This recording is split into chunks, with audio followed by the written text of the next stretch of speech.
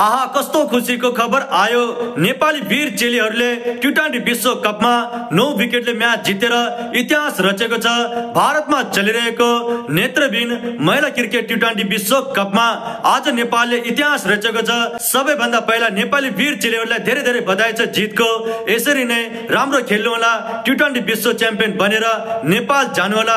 आज नेपाल र श्रीलङ्काको बीचमा म्याच भएको थियो। श्रीलङ्काले पहिला ब्याटिङ गर्दै 27 रन बनाएको थियो 20 ओभरमा। जवाबमा नेपालले 5 ओभर 2 बल खेल्दै बिल्कुल आसानीले म्याच जित्न सफल भयो 9 विकेटले। नेपालको तर्फबाट उत्कृष्ट ब्याटिङ गरेको थियो मनकेसी चौधरीले 22 बलमा नट आउट 61 रनको। यसैगरी नेपाल तर्फबाट उत्कृष्ट बोलिङ गरेको थियो कान्ति योगीले 4 ओभरमा 21 रन दिँदै 3 विकेट चटकाएको थियो। यसैगरी नेपाल 9 विकेटले म्याच जित्न सफल भयो आफ्नो पहिलो महिला नेत्रहीन क्रिकेट टी20 विश्वकपमा। आज धेरैभन्दा धेरै चर्चा भइरहेछ नेपाली चेलीहरूको। तपाईहरू पनि नेपाली महिला टिमलाई सपोर्ट गर्नुहोला। अब चाहिँ नेपाल इन्डियासँग खेल्नेछ यही 14 तारिक। धेरै धेरै बधाई छ नेपाली चेलीहरूलाई। यो भिडियोलाई धेरैभन्दा धेरै शेयर गरिदिनु होला। नेपाली चेलीहरूमाथि सबै नेपालीहरूले गर्व गर्नुपर्छ।